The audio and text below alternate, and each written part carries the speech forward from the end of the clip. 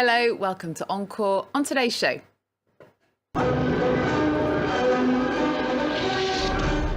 from Apocalypse Now to Platoon, from Graham Greene's The Quiet American to Michael Herr's Dispatches, when you look around the so-called best books and films about the Vietnam War, few are from Vietnamese voices.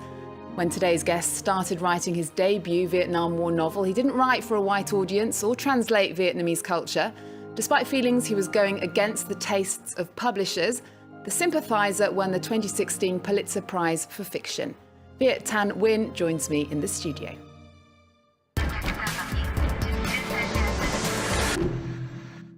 Viet, welcome to the show. Thanks for having me. Thank you for being here. Congratulations on the success of The Sympathizer. Thank you.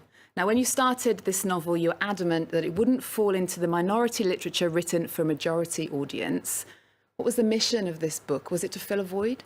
Well, I think it was definitely to address this larger understanding of the Vietnam War that Americans have, which is the world's understanding, because American culture is so powerful, like Apocalypse Now, as you mentioned. People all over the world have seen the American perspective, but not too many people have heard how the Vietnamese have seen this history.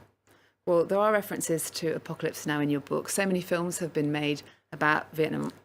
I just want to remind viewers of some of them, and then we'll talk about it. Okay.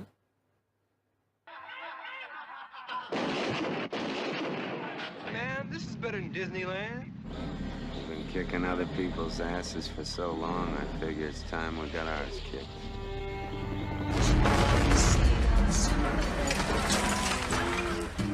Good morning, Vietnam! 13,000 miles. It's a long way to go to fight a war. So to name some of them, The Deer Hunter, Apocalypse Now, Platoon, there's so many more.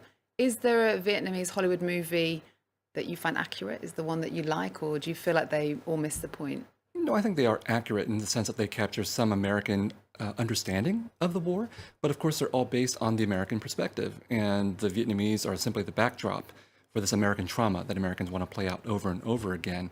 But what we really have to remember is that while it was an American tragedy of 58,000 American dead, 3 million Vietnamese people died as well.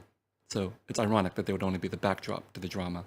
Well, in your book, we discover an unfamiliar new perspective on the war, that of a conflicted communist sympathizer. He was a spy for the North Vietnamese who worked undercover for a South Vietnamese general. Why did you want to do the point of view of a spy? Well, it's fun, isn't it? I like reading spy novels, and I wanted to write a novel that would be political, historical, serious, but also entertaining. And I really love spy novels because I'm totally gripped by them. And there really were spies who were doing this kind of work during the Vietnam War. So it's based on history as well. Well, you are a Vietnam War refugee yourself. Your parents are from the north of Vietnam. They fled to the south in the 50s when the North took over. Then when Saigon fell in 75, they fled to the United States. You were only 4 years old. Tell us about some of those memories of the war and of escaping. Well, fortunately, I didn't remember anything about the war and escaping because I was 4. But my memories really begin when I arrived as a refugee in the United States along with 150,000 others. And we were all put into refugee camps. And the only way to leave was to be sponsored by an American family. That's when my memory begins, because I was separated from my parents at 4 years of age and sent to live with a white sponsor family, which I found rather traumatic.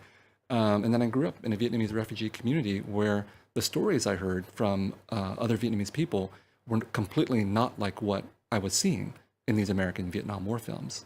And you talked about the challenges in writing of growing up Vietnamese in California, which happened later, and then you went to quite a posh private school.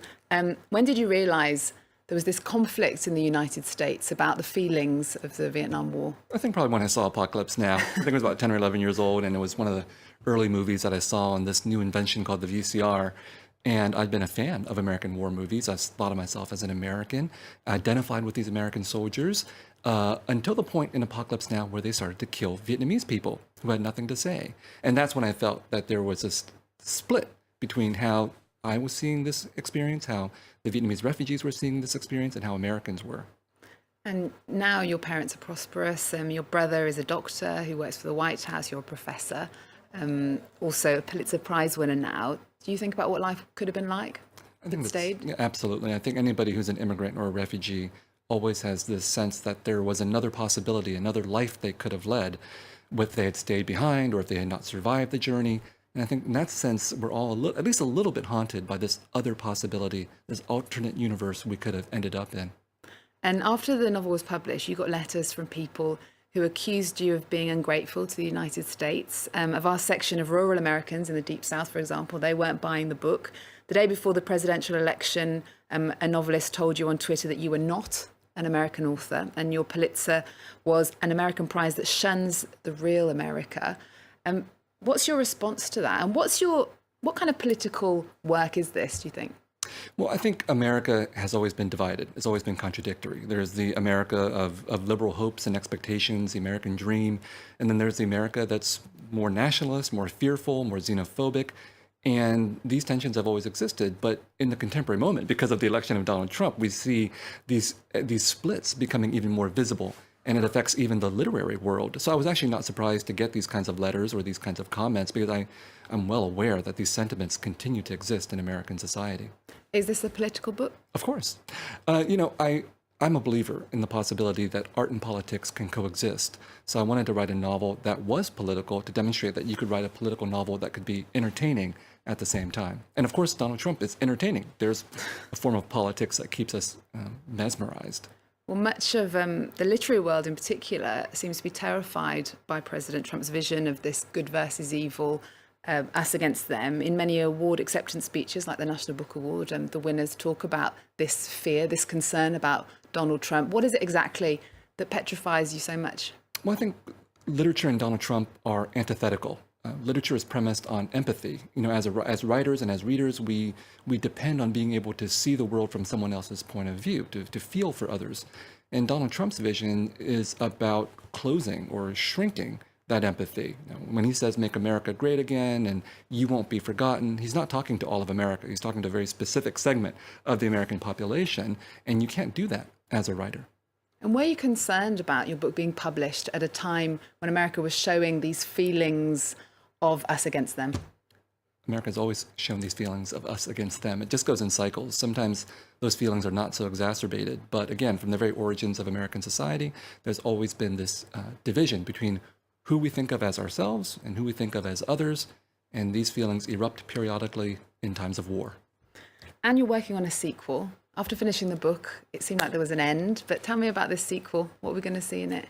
Well, I'm going to give away one part of the novel, which is that the narrator, the spy, lives. And when I set out to write the novel, I didn't think of a sequel. But when I finished the novel, I thought, I'm not done with him. He's not done with me. I want to know what happens to him next. And in fact, what happens is that he goes on to Paris. He's half French, half Vietnamese. He's done with the United States, and he's going to go to Paris to try to figure out what the French side of him is. You have quite a big love, a quite big interest, just for that, for example, in France. And you said that you're thinking of sending your son to a French-speaking school. Tell us about this love of French. Well, I think Vietnamese people are very familiar with French culture because we were colonized by the French for a century or so. And like most colonial relationships, it's a sort of a love-hate relationship. We didn't like being colonized, but nevertheless, we've been deeply influenced by the French.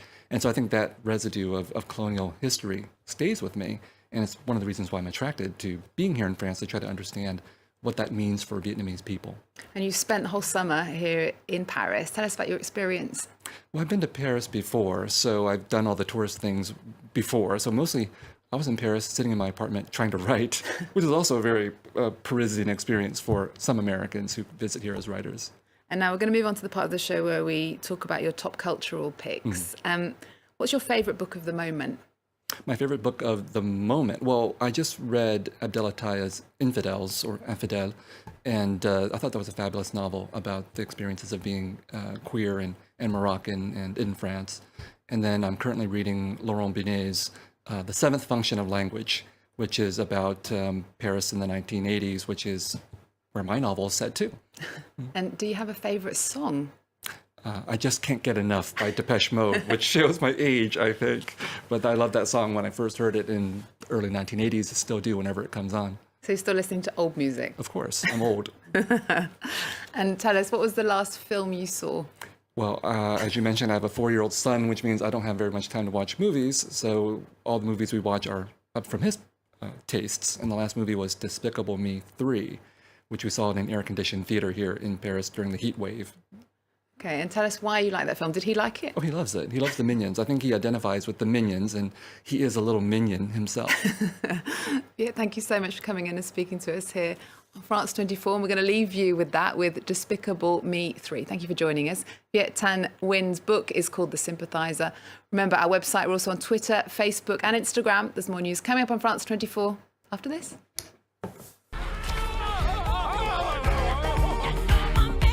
Hello, Gru.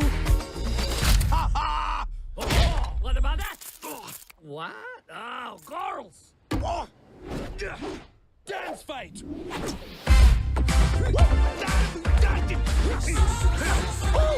Burning that demo